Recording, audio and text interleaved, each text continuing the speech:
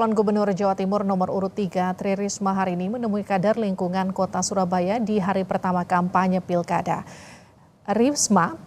Pasangan Risma, Gus Hans, mengunjungi relawan di Madura, Jawa Timur. Dalam sambutannya, Risma mengajak para kader lingkungan hidup Kota Surabaya meningkatkan pengolahan sampah menjadi pupuk serta melakukan penghijauan untuk mencegah pemanasan global. Sedangkan pasangan Risma, Zahrul Azhar Asumta atau Gus Hans, melakukan kunjungan ke Pulau Madura untuk bertemu dengan tim pemenangan di Madura. Kita bisa mulai untuk kita nabung ya. Dari nanti hasil-hasil itu kita tabung untuk hari tua kita. Seperti itu kira-kira ya Bu.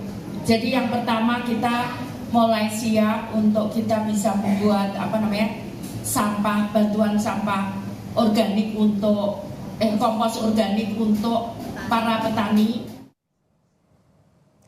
Di hari pertama masa kampanye Pilkada Jawa Timur, calon gubernur nomor urut 2 Khofifah Indar Parawansa melakukan silaturahmi ke kantor DPW LDII Surabaya, Jawa Timur.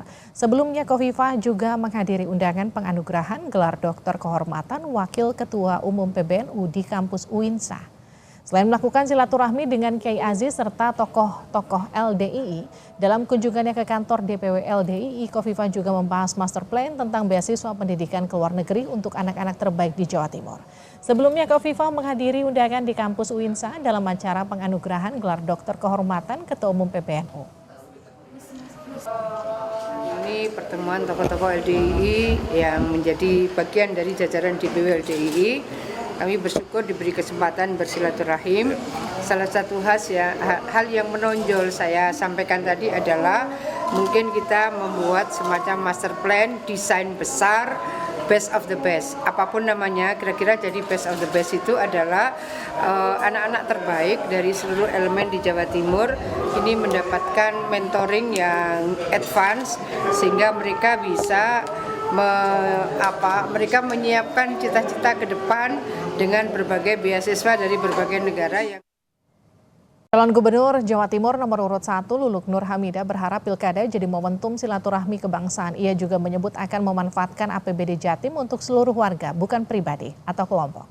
Hal ini disampaikan saat memberi sambutan di Deklarasi Pemilu Damai di Tugu Pahlawan, Surabaya. Menurut Lulu, Pilkada adalah silaturahmi, karena itu harus penuh kejujuran dan keadilan. Menurutnya APBD Jawa Timur bukan untuk memenuhi kebutuhan kepentingan pribadi atau kelompok. 2024 di Jawa Timur harus dilangsungkan dengan penuh kejujuran dan keadilan. Karena dengan itulah kedamaian dan senang bersama dapat kita wujudkan. Dari kampanye Pilgub Jawa Tengah, calon gubernur Jawa Tengah nomor urut 2 Ahmad Lutfi mengunjungi Pasar Bulu Kota Semarang. Saat melakukan kunjungan ke Pasar Bulu, Ahmad Lutfi mendapat keluhan sepi pembeli dari salah satu pedagang. Sambil melakukan kampanye, Lutfi sambil mengecek harga kebutuhan pokok di pasar yang menurutnya meningkat cukup signifikan. Menanggapi keluhan masyarakat dan pedagang pasar, Lutfi akan melakukan pembenahan serta pengecekan komoditas bahan pokok yang mengalami kenaikan. Di pasar ini kan banyak interaksi ibu-ibu terkait dengan kebutuhan bahan pokok. Ya. Saya ingin belanja masalah, contohnya harga daging normal, kemudian sayur mayur tidak ada kenaikan yang fluktuatif.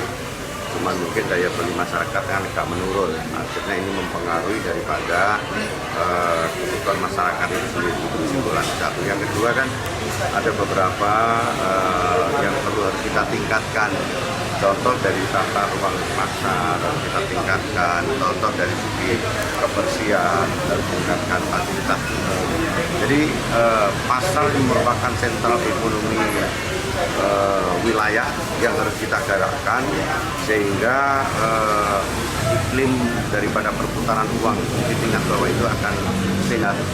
Ini akan mendongkrak daripada pemasukan daerah di samping menekan adanya inflasi wilayah kita, sehingga dari grassroots pasar inilah kita mulai untuk belanja masalah.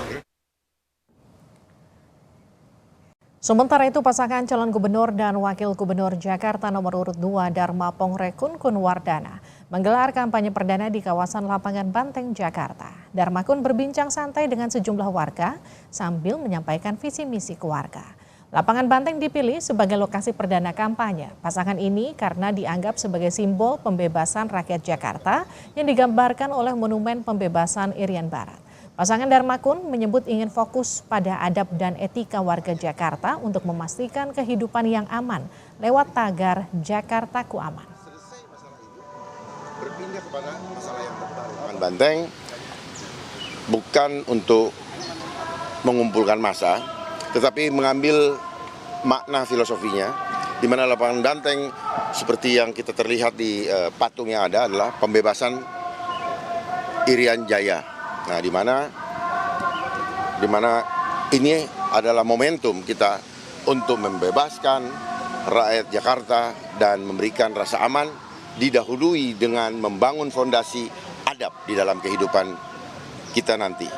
Dan yang pasti kita akan mulai dari Pemprov sendiri. Pemprovnya harus beradab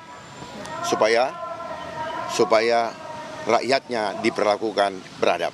Kita Jakartaku Aman, landasannya dibangun adab. Saudara calon gubernur dan wakil gubernur Jakarta Ridwan Kamil Suswono memulai kampanye perdananya dengan ziarah makam di Taman Makam Karet Bifak. RK berjanji akan memberi dana 200 juta rupiah per tahun dan akan menaikkan gaji RT RW agar pembangunan kampung dapat maksimal dikerjakan.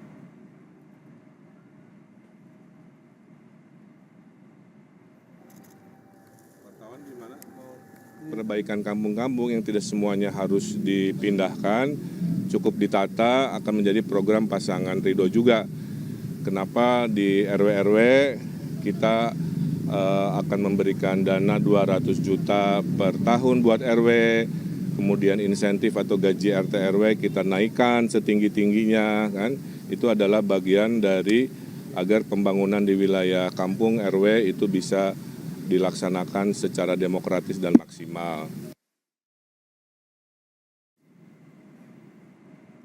Calon Wakil Gubernur Jakarta Rano Karno mengaku siap bekerja sama dengan Wakil Presiden terpilih Gibran Rakabuming Raka jika terpilih bersama Pramono Anung sebagai Gubernur dan Wakil Gubernur Jakarta.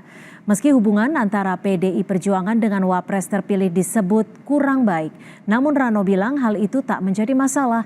Ini bukan urusan partai, ini urusan pemerintahan. Setelah Jakarta tak jadi ibu kota, Wakil Presiden akan memimpin kawasan aglomerasi Jakarta dan Presiden akan bertempat di IKN.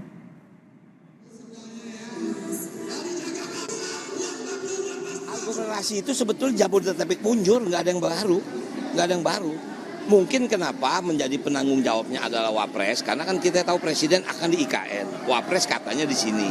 Artinya buat kita itu nggak ada yang baru aglomerasi itu. Tinggal, sekarang berarti tugas utamanya ada di Wakil Presiden. Tapi kan ini hubungan PDIP sama Gibran kan kurang baik nih, ini gimana? Ini nggak urusan partai, ini urusan kepemerintahan. Siapapun Presiden dan Wakil, itu adalah pilihan kita, suka nggak suka. Berarti siap untuk... Harus kita siap.